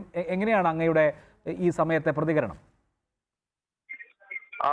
വലിയ നഷ്ടം തന്നെയാണ് കേരളത്തിന് ഏറ്റിരിക്കുന്ന ഏറ്റവും വലിയ നഷ്ടമാണ്. ഒരു മുന്നണി രാഷ്ട്രീയത്തിൽ മാത്രമല്ല, പൊതുജീവിതത്തിൽ തന്നെ ഗവൺമെന്റിലും പ്രതിപക്ഷത്തുമായി ഏറ്റവും അധികം നിറഞ്ഞു നിൽക്കുകയും ഏറ്റവും അധികം വലിയ പ്രസൻസ് കാണിക്കുകയും ചെയ്ത ഒരാൾ പെട്ടെന്ന് രംഗം വിടുകയാണ്. അത് കേരളത്തിന്റെ രാഷ്ട്രീയത്തിൽ വലിയ വ്യത്യാസം ഉണ്ടാക്കും. UDF സംബന്ധിച്ചിടത്തോളം വലിയ നഷ്ടമാണ്. ആ നഷ്ടം പെട്ടെന്ന് നികത്താനും സാധിക്കും എന്ന് തോന്നുന്നില്ല. ഇനി കാലം തെളിയിക്കേണ്ടതാണ് അതൊക്കെ. തീർച്ചയായും ഈ UDF സംബന്ധിച്ച് കേരള കോൺഗ്രസിന്റെ ഒരു ശക്തി സ്തംഭമായിരുന്നു കെ എം മാണി. അദ്ദേഹത്തിന്റെ പേരിലുള്ള പാർട്ടിയുടെ ഒരു നേതാവ് എന്നുള്ള നിലയിലാണ്. ലീഗിനെ സംബന്ധിച്ച് ഇതിന്റെ ഈ രാഷ്ട്രീയമായ നഷ്ടം ഞാൻ നേരത്തെ സൂചിപ്പിക്കുകയായിരുന്നു. UDF ഇല്ലാത്ത സമയത്ത് പോലും ലീഗിന്റെ സ്ഥാനാർത്ഥികളെ പിന്തുണയ്ക്കുക എന്ന നിലപാട് സ്വീകരിച്ച നേതാവാണ് കെ എം മാണി. UDF ഒരു വലിയ ശൂന്യതയെ മധ്യ കേരളത്തിൽ, ഈ മധ്യ തിരുവിതാംകൂറിൽ നേരിടേണ്ടി വരുമോ? തീർച്ചയായിട്ടും ഞങ്ങൾ ലീഗുമായിട്ടുള്ള ബന്ധം ഈ പെട്ടെന്ന് ഉണ്ടായ ഒന്നല്ല. അദ്ദേഹത്തിന്റെ ദീർഘകാല പ്രവർത്തനത്തിനിടയിൽ മൺമറഞ്ഞു പോയ ഞങ്ങളുടെ നേതാക്കളായിട്ടൊക്കെ ആ ബന്ധം ഉണ്ടായിരുന്നു. ആ പാരമ്പര്യത്തിന്റെ ഒരു തുടർച്ച എന്നുള്ള നിലക്കാണ് പിന്നീട് ഞാനുമായിട്ടുള്ള വ്യക്തിബന്ധം ഉണ്ടായത്, പാർട്ടിയുമായിട്ടുള്ള ബന്ധം ഉണ്ടായത്, പാണക്കാട് കുടുംബവുമായിട്ടുള്ള ബന്ധം ഉണ്ടായത്. അതിന്റെ അടിസ്ഥാനത്തിലാണ് മുന്നണി രാഷ്ട്രീയത്തിൽ അല്പം മാറി നിന്നിട്ട് പോലും, UDF മാറി നിന്നിട്ട് പോലും അദ്ദേഹം ലീഗിനെ കൈവിട്ടില്ല എന്ന് പറഞ്ഞത് ആ അർത്ഥത്തിലാണ്. ഞങ്ങളാണ് അദ്ദേഹത്തെ ഇപ്പോൾ തിരിച്ചു കൊണ്ടുവരാൻ വേണ്ടി വലിയ പ്രേരണ ചെലുത്തിയതും. അതൊക്കെ ഒരു റിലേഷനാണ്, വലിയൊരു രാഷ്ട്രീയത്തിനപ്പുറമുള്ള സ്നേഹബന്ധം അദ്ദേഹവുമായി ഞങ്ങൾ ആ ബന്ധം പുലർത്തി പോന്നിരുന്നു. അതിന്റെ ഒരു പ്രത്യേകതയുണ്ട്. അപ്പൊ ഞങ്ങൾക്ക് ഏറ്റവും വലിയ ഒരു പൊളിറ്റിക്കൽ സുഹൃത്തിനെ, രാഷ്ട്രീയ അഡ്വൈസ് തേടാവുന്ന, അതുപോലെ തന്നെ ബന്ധം പുലർത്താവുന്ന, ചർച്ച ചെയ്യാവുന്ന ഒരു അഭ്യുദയകാംക്ഷിയാണ് ലീഗിന് നഷ്ടപ്പെട്ടിരിക്കുന്നത്. തീർച്ചയായും വളരെ നന്ദി ശ്രീ പി കെ കുഞ്ഞാലിക്കുട്ടി ഈ വേളയിൽ ഞങ്ങളോട് സംസാരിച്ചതുണ്ട്. Shri N P Chekkutty, UDF സംബന്ധിച്ച് UDF അച്ചുതണ്ടിൽ ഒരാളായിരുന്നു കെ എം മാണി എന്ന് നിസ്സംശയം പറയാം. ഈ മധ്യ കേരള രാഷ്ട്രീയത്തിലെ സാമുദായിക പിന്തുണ, ജനപിന്തുണ ഇവയൊക്കെ വേണ്ടുവോളം ഉണ്ടായിരുന്ന ഒരാൾ. മറ്റൊരു കാര്യമുള്ളത്, കേരള കോൺഗ്രസ് എന്നുള്ളത്, കേരള കോൺഗ്രസ് മാണി വിഭാഗം എന്നുള്ളത് ഈ കെ എം മാണിയാൽ കെട്ടിപ്പടുക്കപ്പെട്ട, അല്ലെങ്കിൽ കെ എം മാണിക്ക് ചുറ്റും കെട്ടിപ്പടുക്കപ്പെട്ട ഒരു പാർട്ടി എന്നുള്ളത് കൂടിയാണ്. ഇപ്പോൾ ആ പാർട്ടിയിൽ മാണിയോളം ജനസമ്മതിയുള്ള ആളുകളില്ല എന്നുള്ള ഒരു സാഹചര്യം കൂടിയുണ്ട്. ഇത് ഈ ഒരു വലിയ ഇടം മധ്യ തിരുവിതാംകൂർ രാഷ്ട്രീയത്തിൽ അവശേഷിപ്പിക്കും. അത് കേരള കോൺഗ്രസിന്റെ അല്ലെങ്കിൽ കേരള കോൺഗ്രസുകളുടെ ഡിസിൻറ്റഗ്രേഷന് ഭാവിയിൽ വഴിവെക്കുമെന്ന് തോന്നുന്നുണ്ടോ?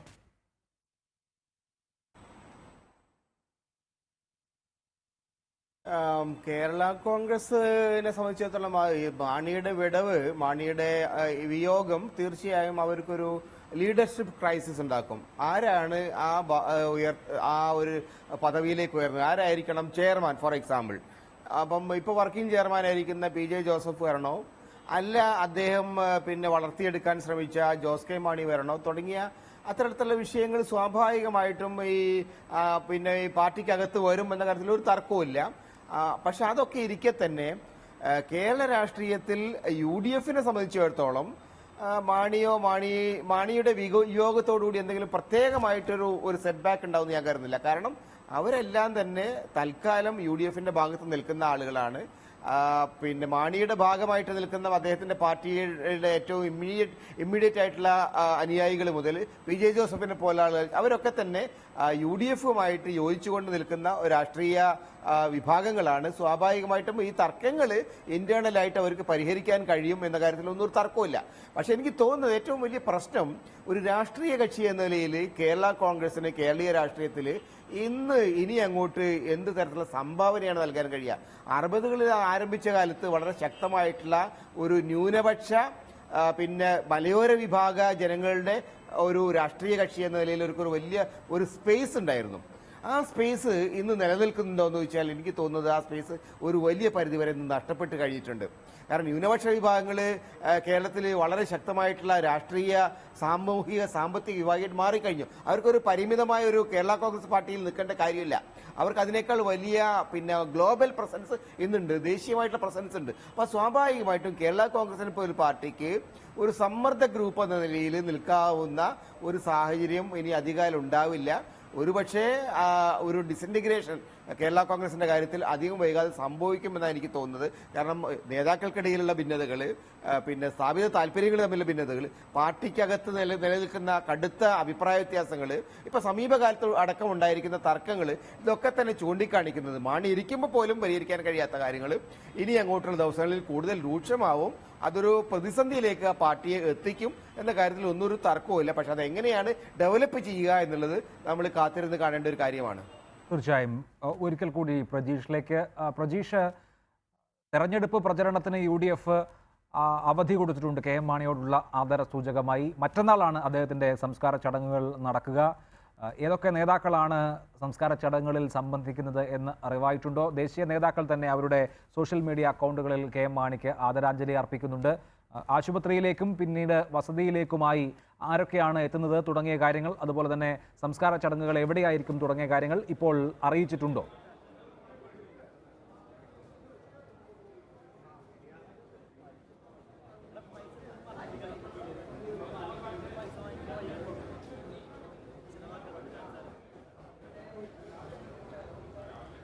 അഭിലാഷ്, നിലവിലെ സാഹചര്യത്തിൽ നാളെ രാവിലെ 9:30 ഈ ലേക്ഷൂർ ആശുപത്രിയിൽ നിന്ന് മൃതദേഹം വിലാപയാത്രയായി കോട്ടയത്തേക്ക് കൊണ്ടുപോകുമെന്നാണ് അറിയിച്ചിരിക്കുന്നത്. അതിനുശേഷം കോട്ടയം പാർട്ടി ഓഫീസിൽ, കേരള കോൺഗ്രസിൻ്റെ പാർട്ടി ഓഫീസിൽ വെച്ച് പൊതുദർശനം നടത്തും. പിന്നീടായിരിക്കും തിരുനക്കര മൈതാനത്ത് ഉച്ചയ്ക്ക് ശേഷം ഈ ഒരു പൊതുദർശന ചടങ്ങുകൾ ഉണ്ടാവുക. അതിനുശേഷം വീട്ടിൽ തന്നെ വയ്ക്കുന്ന മൃതദേഹം മറ്റന്നാൾ മറ്റന്നാൾ രാവിലെയോടുകൂടിയാണ് കോട്ടയം കത്തീഡ്രൽ പള്ളിയിൽ സംസ്കാര ചടങ്ങുകൾ നടക്കുക. വീട്ടിൽ നടക്കുന്ന ശുശ്രൂഷകൾക്ക് ശേഷമായിരിക്കും മൃതദേഹം കൊണ്ടുപോവുക. ഇതിന് ഏതൊക്കെ നേതാക്കൾ എത്തുമെന്ന കാര്യത്തിൽ ഇനിയും വ്യക്തത വന്നിട്ടില്ല. നേരത്തെ AK ആന്റണി അടക്കമുള്ള കോൺഗ്രസിലെ മുതിർന്ന നേതാക്കളെല്ലാം തന്നെ ഇലക്ഷൻ പ്രചരണവുമായി ബന്ധപ്പെട്ട്, തെരഞ്ഞെടുപ്പിൻ്റെ ഒരു പ്രചരണ ദിവസങ്ങളായതിനാൽ തന്നെയും പ്രചരണവുമായി ബന്ധപ്പെട്ട് പലയിടങ്ങളിലാണ് കോൺഗ്രസ് നേതാക്കളും അതോടൊപ്പം തന്നെ കേരള കോൺഗ്രസിൻ്റെ മറ്റ് നേതാക്കൾ അടക്കം ആളുകൾ ഇപ്പോൾ എത്തിയിട്ടുണ്ടെങ്കിലും മറ്റ് മുസ്ലിം ലീഗിൻ്റെ നേതാക്കളായിക്കോട്ടെ അല്ലെങ്കിൽ ദേശീയ നേതാക്കളടക്കം കോൺഗ്രസിൻ്റെ ദേശീയ നേതാക്കളടക്കമുള്ള അല്ലെങ്കിൽ മറ്റു മുന്നണി നേതാക്കളെല്ലാം തന്നെ നാളെ അദ്ദേഹത്തിൻ്റെ വീട്ടിലും അതോടൊപ്പം തന്നെ പൊതുദർശനത്തിന് വയ്ക്കുന്ന പാർട്ടി ഓഫീസിലും തിരുനക്കര മൈതാനത്തും എത്തുമെന്ന് തന്നെയാണ് ഇവിടെ നേതാക്കളെല്ലാം തന്നെ അനൗദ്യോഗികമായി അറിയിച്ചിരിക്കുന്നത്. എന്നാൽ ആരൊക്കെ എത്തുമെന്ന കാര്യത്തിൽ ഇനിയും വ്യക്തത വന്നിട്ടില്ല. ഒരുപക്ഷെ കോൺഗ്രസിൻ്റെ ദേശീയ അധ്യക്ഷൻ രാഹുൽ ഗാന്ധി അടക്കമുള്ള ആളുകൾ എത്തുമെന്ന തരത്തിലുള്ള വാർത്തകളും വരുന്നുണ്ട്. മറ്റു ഈ മുന്നണിക്ക് അകത്ത് ഉണ്ടായിരുന്ന നേതാക്കളെല്ലാം തന്നെ ഇപ്പോൾ ഒരുവിധപ്പെട്ട നേതാക്കളെല്ലാം തന്നെ ലേക്ഷൂർ ആശുപത്രിയിലെത്തി അദ്ദേഹത്തിൻ്റെ മൃതദേഹത്തെ ഒരു നോക്ക് കണ്ടിട്ടുണ്ട്. അതോടൊപ്പം മറ്റു പല ആളുകളും, പല നേതാക്കന്മാരും അദ്ദേഹത്തിൻ്റെ വീട്ടിലേക്കും എത്തുന്നുണ്ട്. എന്തായാലും നാളെ ഉച്ചയോടുകൂടി ഈ മൃതദേഹം കോട്ടയം പാർട്ടി ഓഫീസിൽ എത്തുമെന്നാണ് അറിയിച്ചിരിക്കുന്നത്. പോകുന്ന വഴികളിലെല്ലാം തന്നെ അദ്ദേഹത്തിന് അന്ത്യ യാത്ര നൽകുന്നതിനായി ഉള്ള സജ്ജീകരണങ്ങൾ പാർട്ടി പ്രവർത്തകരും അതോടൊപ്പം തന്നെ UDF-ന്റെ സംവിധാനങ്ങളെല്ലാം തന്നെ ഒരുക്കിയിട്ടുണ്ട്. നേരത്തെ അഭിലാഷ് സൂചിപ്പിച്ചതുപോലെ തെരഞ്ഞെടുപ്പ് പ്രചരണത്തിന് ഒരു അവധി നൽകിയിരിക്കുകയാണ്. കേരള രാഷ്ട്രീയത്തിൻ്റെ ഇത്രയും വലിയൊരു അധികായനായ KM മാണിയുടെ നിര്യാണത്തെ തുടർന്ന് അല്ലെങ്കിൽ വിയോഗത്തെ തുടർന്നുണ്ടായ ഈ ഒരു സാഹചര്യത്തിൽ KM മാണിക്ക് തീർച്ചയായും ഞാൻ ചുരുക്കുകയാണ് പ്രജീഷ്. കേരളത്തെ സംബന്ധിച്ച്, കേരള രാഷ്ട്രീയത്തെ സംബന്ധിച്ച് ഒരു യുഗം, ഒരു കാലഘട്ടം ഇന്ന് അവസാനിക്കുകയാണ്. കരിങ്കോഴക്കൽ മാണി എന്ന KM മാണി അദ്ദേഹത്തിൻ്റെ ഭൂമിയിലെ ജീവിതത്തിന് തിരശീല ഇട്ടിരിക്കുന്നു. അതിനിർണായകമായി കേരള രാഷ്ട്രീയത്തെ സ്വാധീനിച്ച മഹാവ്യക്തിത്വങ്ങളിൽ ഒരാൾ. അദ്ദേഹത്തിൻ്റെ ജീവിത ചിത്രം ഒരിക്കൽ കൂടി, അതിനുശേഷം എഡിറ്റേഴ്സ് അവർ പൂർണ്ണമാകും. 5.5 പതിറ്റാണ്ട് കാലം കേരള രാഷ്ട്രീയത്തിലെ നിറസാന്നിധ്യമായിരുന്നു KM മാണി. പാലാ മണ്ഡലത്തെ അദ്ദേഹം 13 തവണ തുടർച്ചയായി നിയമസഭയിൽ പ്രതിനിധീകരിക്കുകയും ഏറ്റവും കൂടുതൽ കാലം നമ്മുടെ സംസ്ഥാനത്ത് മന്ത്രിയായിരിക്കുകയും വളരെ പ്രധാനപ്പെട്ട പദ്ധതികൾ, കർഷക തൊഴിലാളി പെൻഷൻ അദ്ദേഹം നായനാർ മന്ത്രിസഭയിൽ അംഗമായിരുന്നപ്പോൾ പ്രഖ്യാപിച്ചു എങ്കിൽ കാരുണ്യ ബെനവലന്റ് സ്കീമാണ് അദ്ദേഹം ഏറ്റവും ഒടുവിൽ കഴിഞ്ഞ ഉമ്മൻചാണ്ടി മന്ത്രിസഭയിൽ അംഗമായിരുന്ന സമയത്ത് മുന്നോട്ട് വെച്ച സ്കീം. ആ തരത്തിൽ കേരളത്തിൻ്റെ സാമൂഹ്യ ജീവിതത്തെ ഘടനാപരമായി തന്നെ മാറ്റുന്ന വിധത്തിൽ അതിനുതകുന്ന സംഭാവനകൾ നൽകിയ വ്യക്തിത്വം കൂടിയാണ് KM മാണി. അദ്ദേഹത്തിന് ഒരു ഓർമ്മചിത്രം കൂടി അർപ്പിച്ചുകൊണ്ട് എഡിറ്റേഴ്സ് അവർ പൂർണ്ണമാവും. കേരള രാഷ്ട്രീയത്തിലെ നിരവധി പോരാട്ടങ്ങൾക്ക് മുന്നണി പോരാളിയായിരുന്ന കരിങ്ങോഴയ്ക്കൽ മാണി എന്ന KM മാണിയുടെ രാഷ്ട്രീയ ജീവിതത്തിന് തുടക്കവും ഒരു പ്രക്ഷോഭത്തിലൂടെയായിരുന്നു. സ്കൂൾ വിദ്യാർത്ഥിയായിരിക്കെ തിരുവിതാംകൂറിൽ പൊട്ടിപ്പുറപ്പെട്ട ഉത്തരവാദ ഭരണ പ്രക്ഷോഭത്തിൽ KM മാണി പങ്കാളിയായി. സ്കൂൾ വിദ്യാഭ്യാസം പൂർത്തിയാക്കിയ ശേഷം 1955 മദ്രാസ് ലോ കോളേജിൽ നിന്ന് നിയമബിരുദം നേടി. അന്ത്യനിമിഷം വരെ മാണിയുടെ കരുത്തായി കൂടെ നിന്ന കുട്ടിയമ്മയെ 1957 ജീവിത സഖിയാക്കി. 1959 രാഷ്ട്രീയത്തിൽ സജീവമായ മാണി KPCC അംഗമായി. 1964 കോട്ടയം DCC സെക്രട്ടറി സ്ഥാനത്തെത്തി. എന്നാൽ പിന്നീട് അധികകാലം കോൺഗ്രസിൽ തുടരാൻ മാണിക്ക് കഴിഞ്ഞില്ല. PT ചാക്കോയുടെ PG വിവാദവും തുടർന്നുണ്ടായ മരണവും 1964 കോൺഗ്രസിനെ പിളർപ്പിലേക്ക് നയിച്ചു. KM ജോർജിന്റെ നേതൃത്വത്തിൽ 15 MLA-മാർ കോൺഗ്രസ് വിട്ട് രൂപീകരിച്ച കേരള കോൺഗ്രസിലേക്ക് മാണിയും വൈകാതെ എത്തി. 1965 ആദ്യമായി രൂപം കൊണ്ട പാലാ നിയമസഭാ മണ്ഡലത്തിലൂടെ KM മാണി തന്റെ തെരഞ്ഞെടുപ്പ് പോരാട്ടത്തിന് തുടക്കം കുറിച്ചു. അന്നു മുതൽ പാലായുടെ നാഥൻ KM മാണി മാത്രമായി. 1975 C. അച്യുതമേനോന്റെ നേതൃത്വത്തിൽ രൂപം കൊണ്ട 2ാം മന്ത്രിസഭയിൽ ആദ്യമായി അംഗമായി. 1975 ഡിസംബർ 26 മുതൽ 77 മാർച്ച് 25 വരെ ധനമന്ത്രിസ്ഥാനം വഹിച്ചു. അടിയന്തരാവസ്ഥയ്ക്ക് ശേഷം രൂപം കൊണ്ട മന്ത്രിസഭയിൽ ആഭ്യന്തരമന്ത്രിയായി. എന്നാൽ 1977 ഡിസംബർ 21 തെരഞ്ഞെടുപ്പ് കേസിനെ തുടർന്ന് AK ആന്റണി മന്ത്രിസഭയിൽ നിന്ന് രാജിവെച്ചു. പക്ഷേ 1978 കേസ് ജയിച്ച് വീണ്ടും മന്ത്രിസഭയിൽ തിരിച്ചെത്തി. 78 മുതൽ 79 വരെ PK വാസുദേവൻ നായരുടെ മന്ത്രിസഭയിലും ആഭ്യന്തര മന്ത്രിസ്ഥാനം വഹിച്ചു.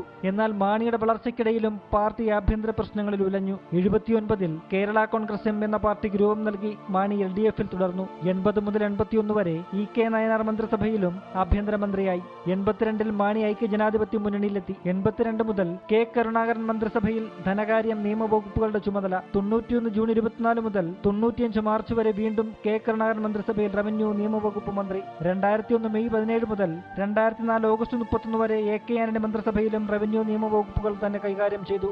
2004 ഓഗസ്റ്റ് മുതൽ 2006 മെയ് വരെ 1ാം ഉമ്മൻചാണ്ടി മന്ത്രിസഭയിലും റവന്യൂ നിയമവകുപ്പുകൾ തുടർന്നു. 2010 ഒരു കാലത്ത് തന്നെ വിട്ടുപോയ PJ ജോസഫിനെയും സംഘത്തെയും പാർട്ടിയിൽ തിരിച്ചെത്തിച്ച് മാണി വീണ്ടും കരുത്തനായി. 2011 മെയ് മുതൽ 2ാം ഉമ്മൻചാണ്ടി മന്ത്രിസഭയിൽ ധനം നിയമം വകുപ്പുകൾക്കൊപ്പം ഭവന നിർമ്മാണവും ലഭിച്ചു. എന്നാൽ തന്റെ രാഷ്ട്രീയ ജീവിതത്തിൽ തന്നെ കരിനിഴൽ വീഴ്ത്തിയ ബാർക്കോഴ വിവാദത്തെ തുടർന്ന് മാണിക്ക് 2015 മന്ത്രിസ്ഥാനം രാജിവെക്കേണ്ടി വന്നു. എങ്കിലും കൂടുതൽ കരുത്തോടെ തിരിച്ചെത്തിയ മാണിയെയാണ് കേരള രാഷ്ട്രീയത്തിന് കാണാൻ കഴിഞ്ഞത്.